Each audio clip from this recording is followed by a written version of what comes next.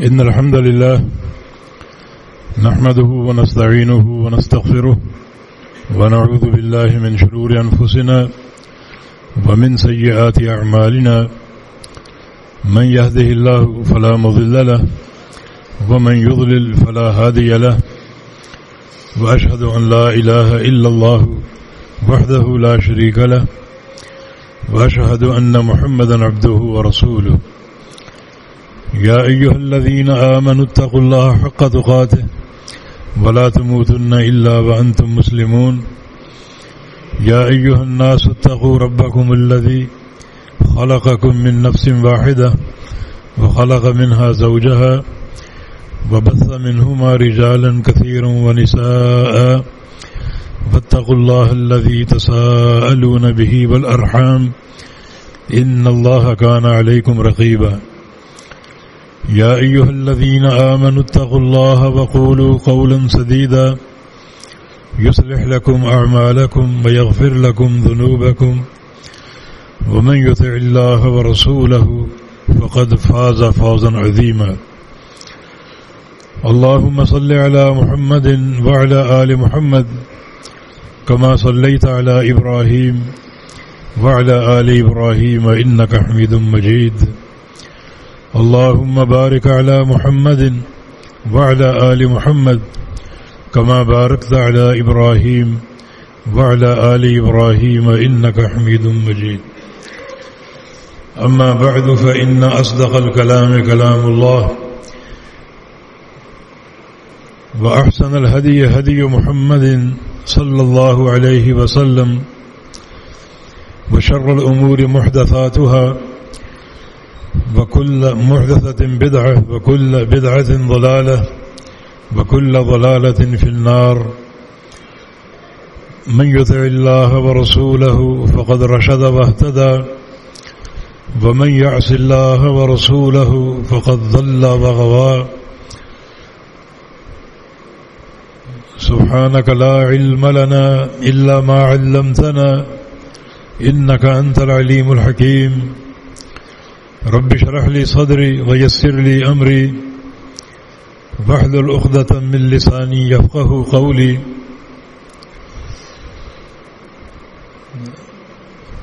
لقد قال الله سبحانه وتعالى بعد أعوذ بالله من الشيطان الرجيم من همزه ونفخه ونفثه بسم الله الرحمن الرحيم فليحذر الذين يخالفون عن أمره أن تصيبهم فتنة أو يصيبهم عذاب أليم. گزشتہ جمعے یہ بتایا گیا تھا کہ کسی کی ذات پر حکم لگانا یہ صرف اللہ تعالیٰ کے اختیار میں ہے، کسی انسان کے اختیار میں نہیں ہے. ذات پر حکم لگانا کہ فلاں ایسا ہے اور فلاں ایسا ہے، یہ شرعی حکم کہلاتا ہے، اور شرعی حکم صرف اللہ رب العزت کے اختیار میں ہے اور کسی انسان کے اختیار میں نہیں ہے.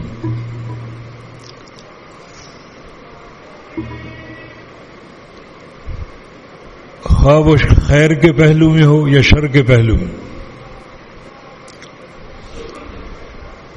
جیسے امام بخاری رحمہ اللہ نے باب قائم کیا ہے، باب لا یقال فلان شہید. یہ نہ کہا جائے کہ فلاں شخص شہید ہو گیا، حالانکہ آپ کے سامنے وہ میدان جہاد میں گیا اور بڑی بہادری سے دشمن کا سامنا کیا، زخموں سے چور ہو گیا اور اپنی جان میدان جہاد میں قربان کر دی.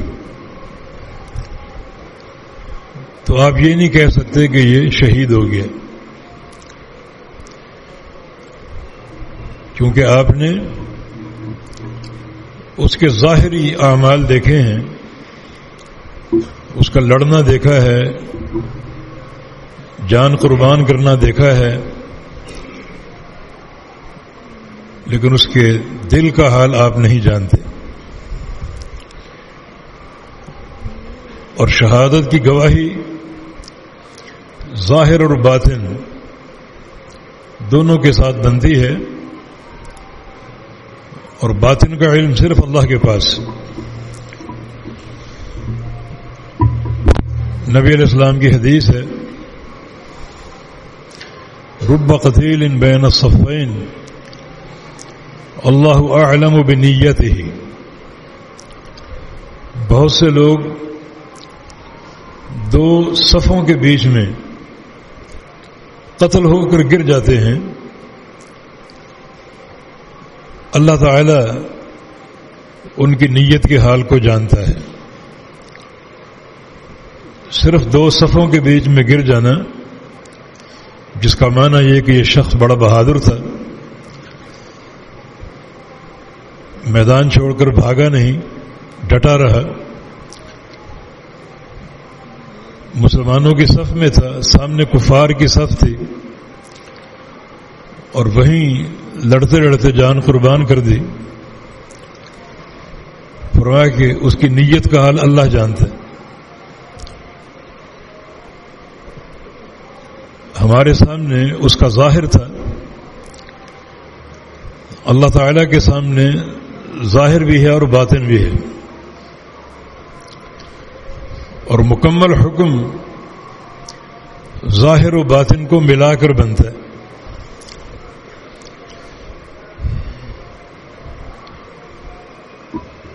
شریعت مطہرہ میں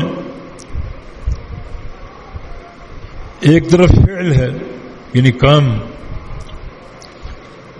دوسری طرف فاعل ہے یعنی وہ کام کرنے والا.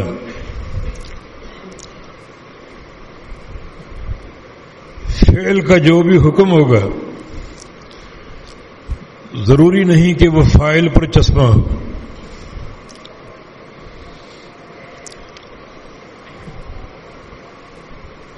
اور یہی ہماری کج فکری ہے اور سوچ کی غلطی ہے کہ ہم ہر فعل کے حکم کو اس کے فاعل پر چسپاں کر دیتے ہیں، منطبق کر دیتے ہیں، حالانکہ یہ اللہ تعالیٰ کے علم میں ہے. کسی بھی فعل کا حکم کیا ہے وہ حکم اللہ بیان کرے گا، اور اس فعل کا فاعل اس پر کیا حکم لگے گا یہ بھی اللہ تعالیٰ کے اختیار میں ہے. اس کو ایک مثال سے واضح کرتے ہیں. صحیح مسلم کی حدیث ہے جس میں خودکشی کو حرام قرار دیا گیا، بلکہ بڑا سخت حکم خودکشی کرنے والے پر لگایا گیا ہے. فرمایا کہ من تردى بنفسه يتردى يوم القيامة في نار جہنم خالدا مخلدا فيها. جس شخص نے کسی اونچائی سے کود کر اپنی جان ختم کر ڈالی، کسی پہاڑ سے یا کسی اونچی بلڈنگ سے چھلانگ مار دی اور اپنی جان ختم کر ڈالی، اللہ تعالیٰ اسے قیامت کے دن جہنم میں ڈال دے گا اور اسے ایک اونچائی پر رکھے گا جس سے بار بار اس کو کودنا پڑے گا. خالدا مخلدا فیہا، اور اس میں ہمیشہ رہے گا. یہاں تین باتیں، تین حکم اس فعل پر لگائے گئے ہیں، خودکشی کرنے کے فعل پر. ایک اس کا جہنم میں جانا، دوسرا بلندی سے مسلسل کودنا، اور تیسرا جہنم کی ہمیشگی۔ اور فرمایا کہ من تحسى سما، جس شخص نے زہر کھا لیا اور اپنے آپ کو ختم کر ڈالا، یتحساہ فی نار جہنم خالدا مخلدا فیہا، تو اسے بھی جہنم میں جھونک دیا جائے گا اور زہر اس کے ہاتھ میں تھما دیا جائے گا، جس کو وہ ہمیشہ استعمال کرتا رہے گا، اپنی جان کو تلف کرے گا، پھر زندہ کر دیا جائے گا، پھر اسی زہر کو استعمال کرے گا، اور یہ معاملہ خالداً مخلدہ، ہمیشہ کے لیے۔ وہی وعید ہے۔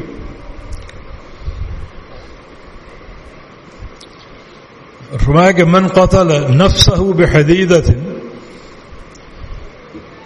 جس نے اپنے آپ کو قتل کر ڈالا لوہے کے ذریعے، چھری گھونپ لی یا اپنی شاہ رگ چھری سے کاٹ دی، جو پسٹل کے فائر سے اپنے آپ کو مار دیا، قیامت کے دن وہی لوہا اس کے ہاتھ میں دیا جائے گا، بار بار اپنے آپ کو قتل کرے گا، بار بار زندہ کیا جائے گا، اور خالداً مخلداً فیہا، یہ عمل ہمیشہ رہے گا اور یہ انسان ہمیشہ جہنم میں رہے گا۔ تو خودکشی کی 3 وعیدیں اس حدیث سے سامنے آئیں۔ ایک جہنم کی سزا، دوسرا جہنم کے اندر اسی طرح بار بار خودکشی کرنا جس طرح دنیا میں کی تھی، اور تیسرا جہنم کا خلود، ہمیشگی، یہ اس فعل کی سزا ہے۔ صحیح مسلم کی حدیث ہے، عمر بن طفیل الدوسی رحمہ اللہ، یمن کے صحابی تھے، اور بنو دوس جو ابو ہریرہ کا قبیلہ ہے، اس قبیلے سے نبی علیہ السلام کی خدمت میں حاضر ہوتے ہیں ہجرت کرتے ہوئے۔ ان کے ساتھ اسی قبیلے کا ایک شخص تھا، راستے میں بیمار پڑ گئے، اور وہ شخص اس بیماری کو برداشت نہ کر سکا اور اپنے ہاتھ کی جو بڑی رگ ہے اسے کاٹ ڈالا، بڑی تیزی سے خون بہا اور اس کی موت واقع ہو گئی۔ خودکشی کا کیس تھا، یہ جرم بہت بڑا ہے، گناہ کبیرہ ہے، ایک حرام عمل کا ارتکاب ہے۔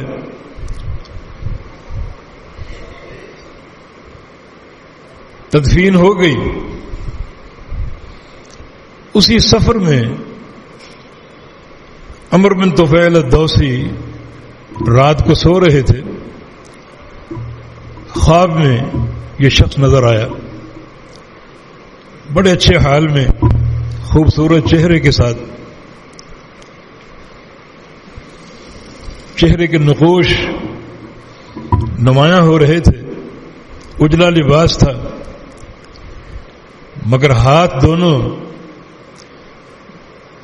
کپڑے سے ڈھکے ہوئے تھے۔ عمر بن طفیل نے پوچھا اس سے، ما فعل بک ربک، تیرے رب نے تیرے ساتھ کیا کیا؟ تو اس نے کہا کہ غفر لی بہجرتی، جو میری ہجرت کا عمل تھا میرا، اللہ تعالی نے اس عمل کی وجہ سے مجھے بخش دیا، معاف کر دیا۔ پوچھا یہ ہاتھ کیوں ڈھکے ہوئے ہیں؟ تو اس پر جواب دیا کہ جس چیز کو میں نے خود بگاڑا ہے اور یہ کاٹ پیٹ کی ہے، اللہ فرماتا ہے کہ اس کو ہم کیسے ٹھیک کریں؟ یہ اس کو تم خود ہی ٹھیک کرو۔ یہاں تک بات کافی نہیں تھی، عمر بن طفیل رضی اللہ عنہ مدینہ پہنچ گئے، نبی علیہ السلام کے سامنے بیٹھے ہیں اور اپنے بھائی کا قصہ بیان کر دیا اور خواب بھی بتا دیا۔ آپ نے اس خواب کی تصدیق کی اور پھر اپنے ہاتھ اٹھائے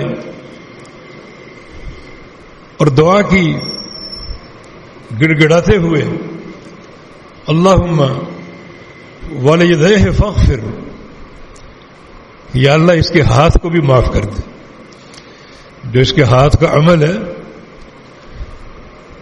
اور وہ ڈھکے ہوئے ہیں، اسی طرح کٹا ہوا ہاتھ تو نے اپنے بندے کو معاف کر دیا تو اس کے ہاتھ کو بھی بخش دے۔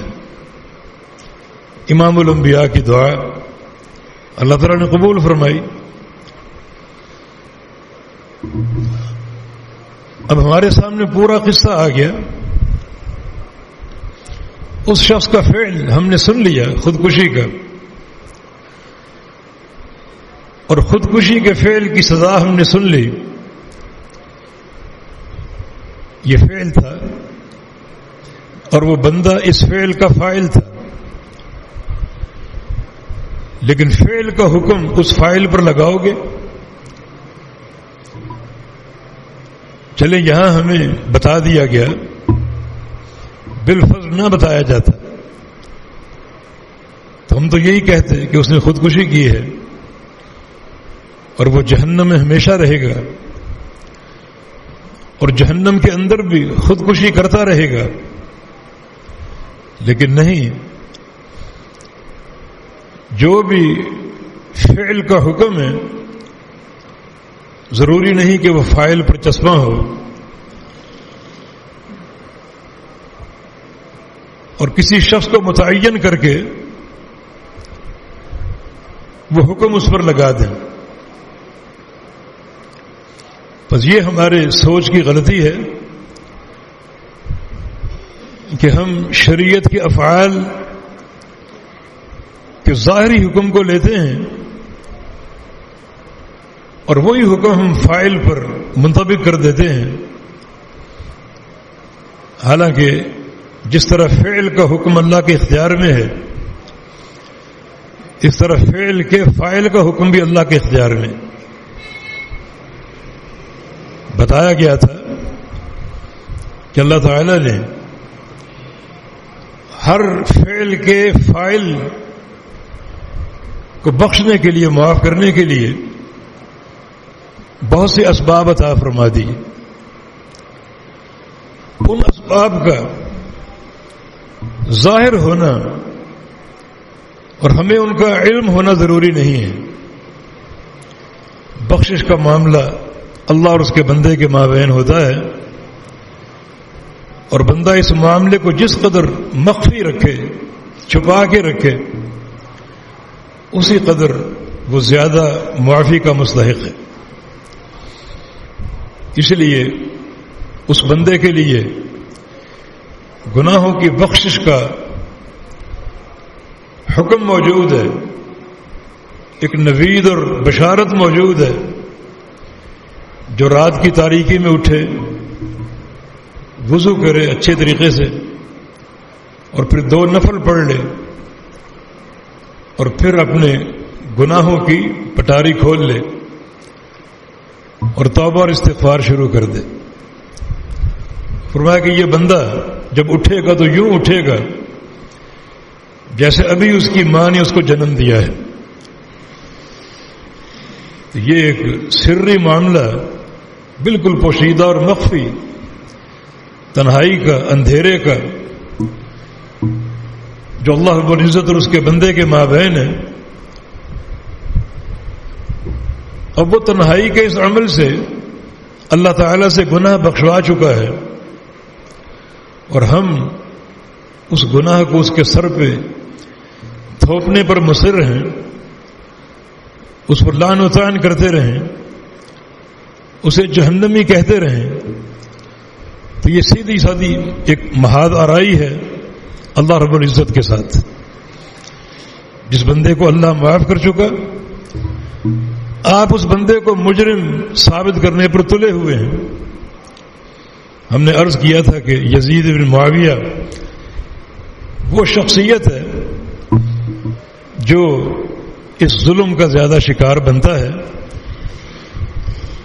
گو اس کے بارے میں تاریخ میں مختلف باتیں منقول ہیں۔ ہم نے عرض کیا تھا کہ ہم آخری بات کو لے لیتے ہیں کہ وہ مجرم تھا، گناہگار تھا، شرابی تھا، زانی تھا، اسی بات کو ہم مان لیتے ہیں بالفرض۔ لیکن ان گناہوں کی بنا پر لعن طعن کرنا، یہ کون سی شریعت کا فیصلہ ہے؟ جبکہ توبہ کے معاملے سری اور مخفی ہوتے ہیں۔ اللہ تعالیٰ نے بہت سے امور کو گناہوں کی بخشش کا ذریعہ بنایا ہے۔ ان الحسنات یذھبن السیئات، ہو سکتا ہے ایک بندے سے ایسی نیکی ہو گئی ہو کہ اللہ تعالیٰ ایسا راضی ہوا ہو کہ اس ایک ہی نیکی کو سارے گناہوں کا کفارہ بنا دے۔ مثال کے طور پہ حدیث بطاقہ، 99 گناہوں کے رجسٹر گناہوں سے بھرے ہوئے ہیں، اور نیکی کی ایک ہی پرچی ان سارے گناہوں کی مٹنے کا سبب بن گئی۔ پوری دنیا قیامت کے دن یہ منظر دیکھے گی۔ تو بعض اوقات ایک بندہ گناہگار ہوتا ہے، مگر ان گناہوں کے مقابلے میں اس کے پاس عقیدے کی صلابت اور توحید کی پختگی ہوتی، اللہ تعالیٰ کی وحدانیت کا ایسا اعتراف ہوتا ہے کہ اس کے دل میں شرک کی نفرت کوٹ کوٹ کے بھری ہوتی، اور توحید کی طرف میلان، توحید کی محبت، توحید کا اقرار و اعتراف ایسے درجے کا ہوتا ہے کہ اللہ رب العزت اس کے گناہوں کی پرواہ نہیں کرتا۔ چنانچہ اس نیکی کی ایک ہی پرچی گناہوں کے 99 دفاتر کے مٹنے کا سبب بن گئی۔ ثقلت البطاقہ بطاشت السجلات، دنیا کے سامنے قیامت کے دن یہ فیصلہ آئے گا اور میزان میں انہیں رکھا جائے گا، اور جو پرچی والا پلڑا ہے وہ بھاری پڑ جائے گا، اور 99 دفاتر والا پلڑا ہلکا پڑ جائے گا۔ حالانکہ وہ دفاتر بھی تا حد نگاہ ہوں گے، جیسا کہ نبی علیہ السلام کی حدیث ہے، اور نگاہ بھی قیامت کی انتہائی تیز، کتنے لمبے چوڑے ہوں گے، کتنا ان کا حجم ہوگا، لیکن ایک ہی پرچی ان سب پر غالب آ گئی۔ یہ سارے اللہ تعالیٰ کے علم کی باتیں ہیں۔ پھر ایک انسان کا خاتمہ کیسا ہو، یہ اللہ تعالیٰ کے علم کی باتیں ہم نہیں جانتے۔ دنیا کی زندگی میں توبہ کر لی ہو، کیونکہ توبہ کی جو ایک توفیق یا توبہ کا امکان وہ آخری سانس تک موجود ہے، معلوم یغرغر، جب تک جان حلق میں نہ پھنس جائے اللہ تعالیٰ اپنے بندوں کی توبہ قبول کر لیتا ہے۔ یہ معاملہ بھی اللہ اور بندے کے درمیان ہے، اس میں لوگوں کو اطلاع دینا ضروری نہیں ہے کہ میں توبہ کر رہا ہوں۔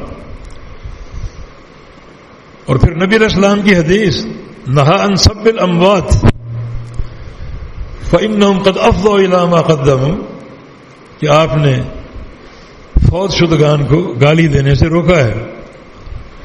وجہ بیان کی کہ جو انہوں نے آگے بھیجا وہ ان کو مل چکا ہے، گناہ آگے بھیجے ہیں تو گناہوں کی سزا ان کو مل چکی، اب آپ کا لعن طعن کرنا اس کی کوئی حیثیت نہیں ہے. اور اللہ تعالیٰ نے گناہوں کو اگر معاف کر دیا اور ان کے جنتی ہونے کا فیصلہ فرما دیا اور آپ لعن طعن پر مصر ہیں تو آپ کا مقابلہ اللہ کے ساتھ ہے. یہ محاذرائی اللہ رب العزت کے ساتھ جس کا آپ کو علم ہی نہیں اور لا علمی میں اپنے رب تعالی سے ایک محاذرائی قائم کر کے بیٹھے ہوئے ہو. اللہ فرما رہا ہے کہ یہ جنتی ہے اور تم فرما رہے ہو کہ نہیں یہ لعنتی ہے.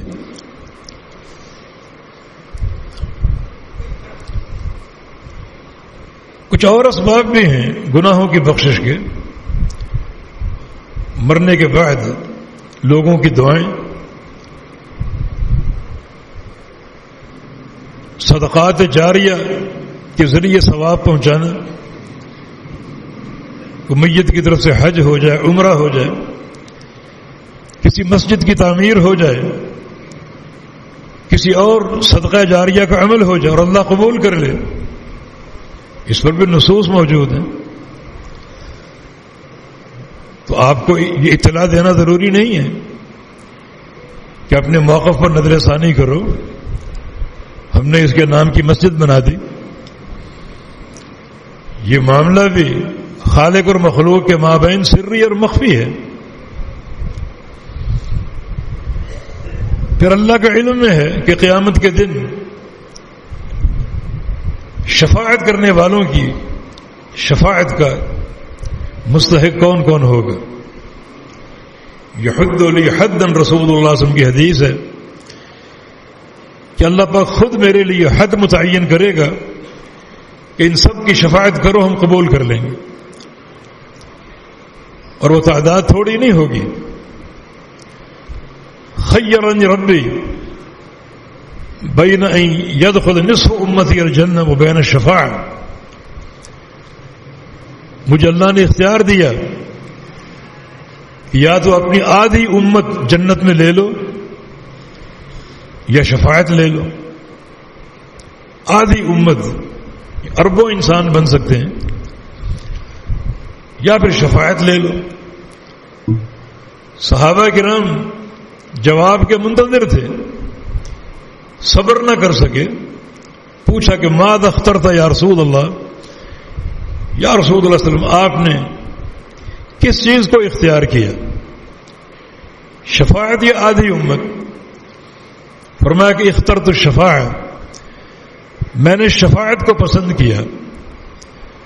مانا آپ کو امید ہے کہ شفاعت کے ذریعے آدھی سے زائد امت جنت میں جائے گی. تو اللہ کے علم میں اس شفاعت کا مستحق کون کون ہے. حدیث میں قانون موجود ہے. اس قاعدے کا اطلاق جس پر بھی ہوگا وہ اللہ کے حبیب کی شفاعت کا مستحق ہوگا.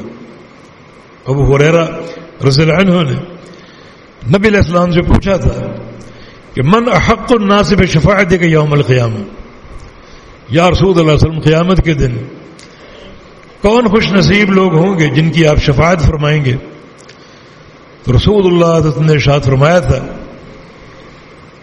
کہ میری شفاعت کا مستحق وہی شخص ہوگا من قال لا الہ الا اللہ خالصا من قلبہ، جو خالص اور مخلص ہو کر لا الہ الا اللہ کا اقرار کر لے، سچے فہم کے ساتھ. اس کلمے میں کیا دعوت ہے، کیا منہج ہے، کس چیز کو ثابت کیا گیا اور کس چیز کی دھجیاں بکھیر دی گئیں. یہ لا کی تلوار کس کس پہ چلی اور الا اللہ کا اس بات کس پر ہوا. جو اس پوری معرفت اور ادراک کے ساتھ یہ کلمہ پڑھے گا، قبول کرے گا، وہ میری شفاعت کا مستحق ہوگا. تو اللہ تعالیٰ کے علم میں کون مستحق ہے اور کون نہیں ہے اس کا علم ہے آپ کے پاس. ممکن ہے جس شخص پر ہم لعن و طعن کرتے ہیں اس کے کبیرہ گناہوں کی بنا پر اللہ تعالیٰ اسے اپنے نبی کی شفاعت سے فیض پہنچا کر اس کے گناہوں کو بخش دے. اس کا علم کسی کو نہیں دیا گیا کہ شفاعت کس کس کی ہوگی. جب سارے شفاعت کرنے والے شفاعت کر چکیں گے تو اللہ تعالیٰ فرمائے گا کہ شفع الانبیاء و شفاعت الملائکہ و بقی ارحم الراحمین. سب شفاعت کر چکے، اب ارحم الراحمین کی باری اللہ رب العزت کی. پھر وہ ارحم الراحمین اپنی رحمت سے لوگوں کو جہنم سے نکالے گا اور جنت کا داخلہ عطا فرمائے گا. اور ثلاث حثیات من حثیات ربی، میرا رب اپنے 3 چلو جہنم سے بھر کے نکالے گا اور ان کو جنت میں منتقل کرے گا. تو ارحم الراحمین کی رحمت کے کیا فیصلے ہیں، اور آپ اس رحمت کو تنگ کرنے پر کیوں مصر ہیں، یہ چیز بڑی خطرناک ہے. اور یہ خطرناکی مزید بڑھ جاتی ہے جب ایک ہی جملے میں ہم پوری قوم کو لپیٹ دیں. اس کا حساب دے سکو گے؟ فلاں قوم ہوتی ہی ایسی ہے، فلاں قوم ہوتی ہی ایسی ہے. یعنی کسی ایک شخص نے آپ کی خرابی کی اور آپ نے ایک ہی جملے میں اس کی پوری قوم کو لپیٹ دیا. تو چونکہ تم فلاں قوم کے ہو اور وہ ہوتے ہی ایسے. اتنی طاقت ہے کہ اس قوم کے ایک ایک فرد کی اللہ تعالیٰ کے سامنے قیامت کے دن وکالت کر سکو. ہر قوم خیر و شر کے ساتھ مرکب ہوتی ہے. جہلاء بھی ہوتے ہیں، علماء بھی ہوتے ہیں، شیطان کے دوست بھی ہوتے ہیں، رحمان کے دوست بھی ہوتے ہیں. اور آپ نے ایک ہی جملے میں کہ چونکہ تم اس فلاں قوم سے ہو اور وہ سارے ایسے ہی ہوتے ہیں، تو ان سب کا حساب دے سکو گے؟ بہت زیادہ اپنی زبانوں کے صحیح استعمال کی ضرورت ہے. قیامت کے دن یہ سارے حساب دینے پڑیں گے. ہاں انتم ہؤلاء حاججتم فیما لکم بہ علم، تم دنیا میں لوگوں کی طرف سے وکالتیں کرتے ہو. فلاں ہمارا سیاسی لیڈر ہے، اس کے سچ کا بھی دفاع کرو گے، جھوٹ کا بھی دفاع کرو گے، تو کیا سمجھتے ہو معاملہ یہاں ختم ہو جائے گا؟ قیامت کے دن اللہ تعالی آپ کا مد مقابل ہوگا اور کہے گا اب وہ دفاع کر کے دکھاؤ. تم نے فلاں شخص کے بارے میں یہ کہا اور یہ کہا، اب اس کو ثابت کرو. تو اللہ تعالیٰ کے سامنے کھڑے ہو کر کیسے وکالت کرو گے؟ آج دنیا میں خیر و شر کے ذریعے اور اپنی زبان کی جو طلاقت ہے، لچھے داری ہے، اس کے ذریعے زمین و آسمان کے قلابے ملا ڈالتے ہیں. بعض اوقات ایک ووٹ حاصل کرنے کے لیے تو یہ معاملے دنیا میں ختم نہیں ہوں گے. اللہ تعالیٰ قیامت کے دن کھڑا کر لے گا کہ جس شخصیت کی تم نے تعریفیں کی اب میرے سامنے کر کے دکھاؤ. تم نے کہا کہ فلاں ایسا اور فلاں ایسا، اب میرے سامنے کر کے دکھاؤ. اور جس شخص پر تم نے جرح کی، اس پر لعن طعن کیا، میرے سامنے کر کے دکھاؤ. یہ شخص وہ کھڑا ہے، میں اس کو معاف کر چکا ہوں، اب وہ لعن طعن کر کے دکھاؤ. تو پھر یہ وکالت کیسے ہوگی؟ بہت زیادہ زبان کے استعمال میں احتیاط کی ضرورت. اس پر بے تحاشا نظائر پیش ہو سکتے ہیں. نبی علیہ السلام کو گالی دینا کفر نہیں ہے؟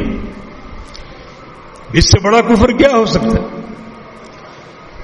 ایسے شخص سے توبہ بھی نہ لی جائے. حاکم وقت کی ذمہ داری ہے کہ اس کو توبہ کی دعوت نہ دے، جیسے ہی سامنے آیا اس کا گلا کاٹ دے. اللہ کے حبیب کو گالی دی، اللہ کے حبیب کی شان میں گستاخی کی. یہ عمل اگر ایک صحابی سے ہوا عمار ابن یاسر سے رضی اللہ عنہ، اللہ رب العزت نے اس عمل کو کفر قرار دیا، ایمان کے بعد کفر، اس عمل کو میرے حبیب کو گالی دینا یہ ایمان کے بعد کفر اختیار کرنا ہے۔ اور آگے کیا فرمایا؟ الا من اکرہ وقلبہ مطمئن بالایمان۔ ہاں عمار ابن یاسر کا معاملہ انہیں مجبور کیا گیا اور ان کا دل 100% ایمان پر مطمئن تھا، دل میں میرے حبیب کی محبت کوٹ کوٹ کے بھری ہوئی تھی۔ اب دل کا حال کون جانتا ہے؟ صرف اللہ تعالیٰ ہی جانتا ہے۔ اللہ تعالیٰ اگر ہمیں خبر نہ دیتا تو ہمارے مفتیان یہاں کیا فتویٰ دیتے کہ حبیب کی شان میں، نبی علیہ السلام کی شان میں گستاخانہ کلمات کہے، آپ کو گالی دی اور یہ عمل کفر ہے، تو کفر کی توپوں کا رخ عمار ابن یاسر کی طرف ہوتا اگر یہ خبر ہمیں نہ ملتی۔ اللہ تعالیٰ نے خبر دی کہ تم قلبی کیفیت کو نہیں جانتے، ہم جانتے ہیں، ہم تمہیں بتائے دیتے ہیں کہ عمار ابن یاسر کا دل اس وقت پوری طرح ایمان پر مطمئن تھا، تو ہم تو ظاہر کو دیکھ کر بات کریں گے نا، جبکہ پورا حکم لعنت کا، کفر کا، نفاق کا ظاہر و باطن دونوں کے ساتھ۔ کیا قرآن نے ایک شخص کے قاتل کو ہمیشہ کا جہنمی نہیں کہا؟ من قتل نفس، آیت کریمہ پڑھو، جان بوجھ کے ایک نفس کو قتل کر دیا، ایک شخص کو قتل کر دیا، اس کا ٹھکانہ جہنم، اور وہ جہنم میں ہمیشہ رہے گا۔ یہ فعل ہے قتل کا، لیکن اس فعل کا حکم ہر فاعل پر لگے گا، پھر اس کا کیا کرو گے؟ جس نے 100 قتل کیے تھے اور ظلمن قتل کیے تھے، حدیث کے الفاظ، یہ قتل 99 نفسا ظلمن، سفاکیت کے ساتھ، بربریت کے ساتھ اس نے 99 قتل کیے، آخر میں مفتی صاحب کو بھی قتل کر دیا، جنہوں نے فتویٰ دیا جہل کی بنا پر، ان لک توبہ، تیری توبہ تو ہے ہی نہیں، ایک شخص کا قاتل ہمیشہ کا جہنمی ہے اور تو 99 قتل کر کے آیا ہے، تیری توبہ تو ہے ہی نہیں۔ اس نے اسے بھی قتل کر دیا، 100 پورے ہو گئے، اور پھر اس کی رہنمائی ایک حقیقی عالم دین کی طرف کی گئی جس کا سینہ اللہ تعالیٰ کی وحی کے نور سے منور تھا۔ انا لک التوبہ، پہلے شخص نے کہا تیری توبہ کہاں قبول ہوگی؟ اس نے کیا جواب دیا؟ من یحول بینک و بین توبتک، اللہ کے بندے تیرے اور تیری توبہ کے درمیان کوئی چیز حائل نہیں ہو سکتی، کسی مفتی کا فتویٰ حائل نہیں ہو سکتا، کوئی چیز رکاوٹ نہیں بن سکتی، تم توبہ کرو اللہ قبول کرے گا۔ مشورہ دیا کہ فلاں بستی میں چلے جاؤ، صالحین میں داخل ہو جاؤ، توبہ بھی کرو، اللہ کا ذکر بھی کرو، ان کے ساتھ اللہ کی عبادت بھی کرو، اور وہ وہیں سے روانہ ہو گیا۔ اب جہاں اس کی بربریت کے 100 نشانات تھے وہ تو نہیں جانتے، اس کا معاملہ کیا بنا؟ وہ تو یہ جان گئے کہ وہ غائب ہو چکا، کہاں گیا ہمیں نہیں معلوم۔ اب وہ اس کو ظالم کہیں، بربریت کا مظاہرہ کرنے والا کہیں، جہنمی کہیں، ہمیشہ کا جہنمی کہیں، حالانکہ اللہ تعالیٰ اس کی توبہ قبول کر چکا، ہمیں اللہ نے خبر دی کہ اس کی توبہ قبول ہو چکی اور وہ جنتی ہے۔ تو وہ لوگ جو ان 100 قتلوں کی بنا پر اسے جہنمی قرار دینے پر مصر ہوں، لعن و طعن کرتے ہوں، وہ کیسے اپنی جان چھڑا سکیں گے؟ یہاں ایک ایسی بات آپ کیوں کرتے ہیں جس کا علم آپ کو نہیں؟ اس لیے یہ بات یاد رکھو، ہر فعل کا حکم اللہ لگائے گا اور ہر فاعل کا بھی۔ کسی بھی فعل کو اس کے فاعل پر چسپا نہ کرو، فاعل کیا ہے، اس کے قلبی جذبات کیا ہیں، اس کے ماحول کا معاملہ کیا ہے، اس کے علم کی کیفیت کیا ہے۔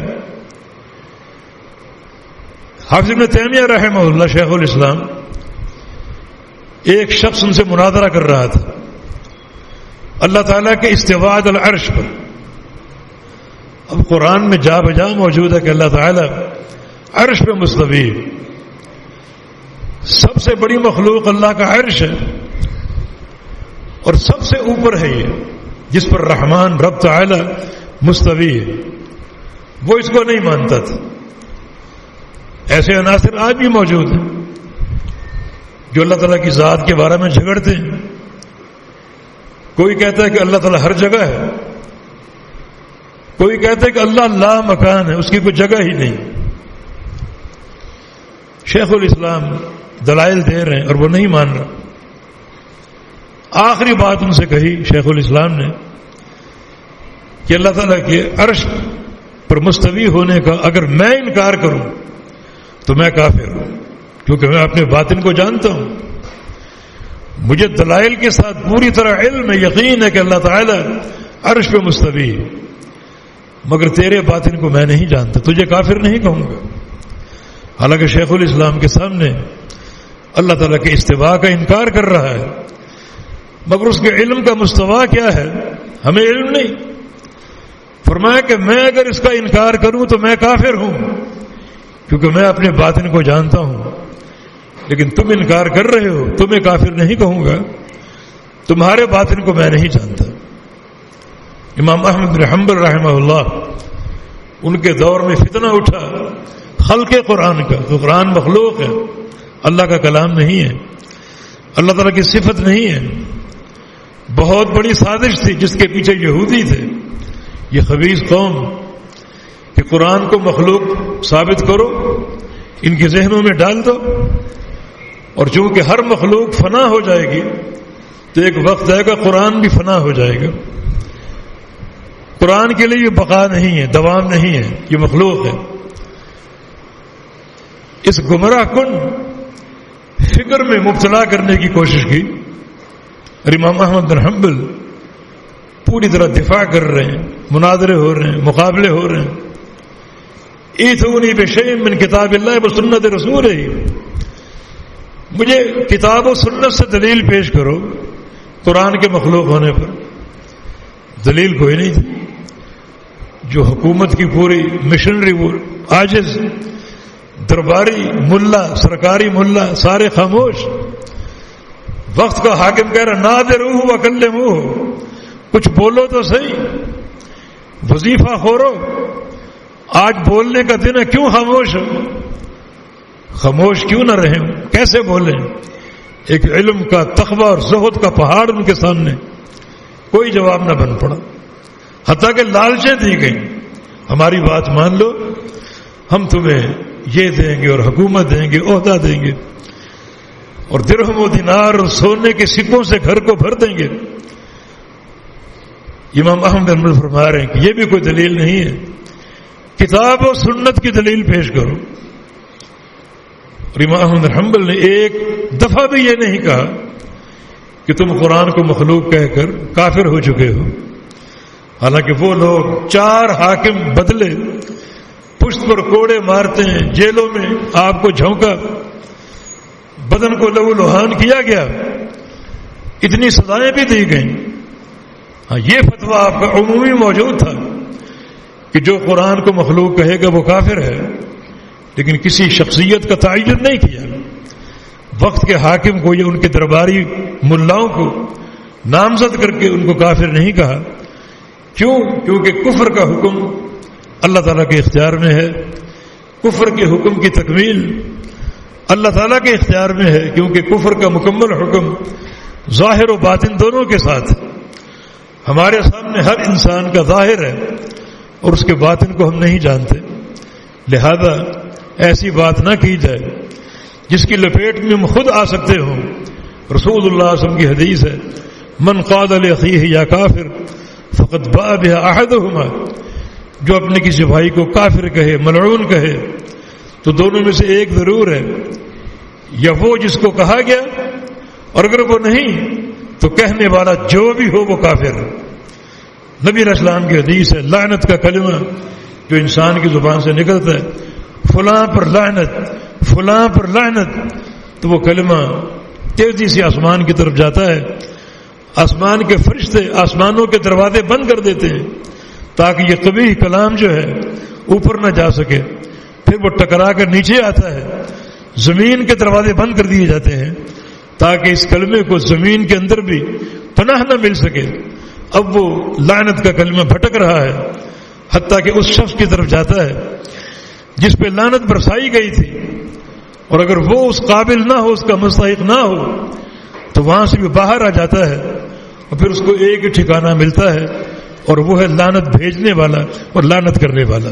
اس کے اندر داخل ہو کر اس کے اندر اپنا ٹھکانہ بنا لیتا ہے، مستقر ہو جاتا ہے، اور قیامت تک وہ فتویٰ لعنت کا اس کی ذات پر لگ رہا ہے، اس پر چسپاں ہو رہا ہے۔ بظاہر وہ نمازیں پڑھ رہا ہے، روزے رکھ رہا ہے، حج کر رہا ہے، زکاتیں دے رہا ہے، لیکن وہ اندر سے ملعون ثابت ہو چکا، لعنت کا مستحق، اللہ کی رحمت سے دستکار دیا گیا۔ یہ نمازیں، یہ روزے قطعاً کام نہ آئیں گے، کیونکہ اس کے اندر کسی بھی شخصیت کے بارے میں لعنت بیٹھ چکی ہے۔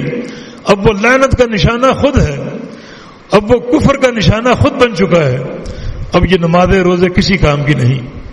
تو انتہائی ایک بدترین جرم ہے یہ۔ ہمیں چاہیے کہ اپنی زبانوں کو بڑا احتیاط سے استعمال کریں، بالخصوص لوگوں پر حکم لگانے کے تعلق سے۔ حکم لگانے کی ضرورت ہی نہیں کسی شخصیت پر، اس کے عمل پر آپ بات کریں، فلاں کا کردار ایسا ہے، اس کردار پر یہ وعید ہے۔ ایک ہے تکفیر مطلق اور ایک ہے تکفیر معین۔ تکفیر مطلق یہ ہے کہ آپ کسی فعل کا حکم جو قرآن نے لگایا، حدیث نے لگایا، وہ بیان کر دیں۔ مثلا بے نمازی کو حدیث نے کافر کہا، یہ مطلق تکفیر ہے۔ آپ کے سامنے کوئی بندہ نماز نہیں پڑھ رہا، اس کا نام کچھ بھی ہے، اس کا نام شعیب ہے، اس کا نام احمد ہے، اور تم کو اے شعیب تو کافر ہو چکا، اس کا آپ کو اختیار نہیں ہے، بالکل اختیار نہیں۔ حکم مطلق جو ہے اس کی فرع ہے حکم معین۔ ہمارا کام شرعی حکم بیان کرنا کسی بھی فعل کے تعلق سے جو اللہ اور اس کے رسول نے بیان کر دیا، مگر اس حکم کو کسی فرد کی ذات پر منطبق نہ کریں اور کسی شخصیت پر اس کو چسپاں نہ کریں۔ اس سے پورا گریز کرنا چاہیے۔ اس کے بارے میں شریعت نے ہم کو علم دیا، ہدایات دی، اور زبان کا یہ وہ قول ہے جو سب سے قبیح ہے۔ فرشتے موجود ہیں زبان کی ایک ایک بات لکھنے کے لیے، اور سب سے بدترین قول جو آپ کی زبان سے صادر ہوتا ہے وہ یہ ہے کہ فلاں لعنتی ہے، فلاں منافق ہے، فلاں کافر ہے، فلاں مشرک ہے۔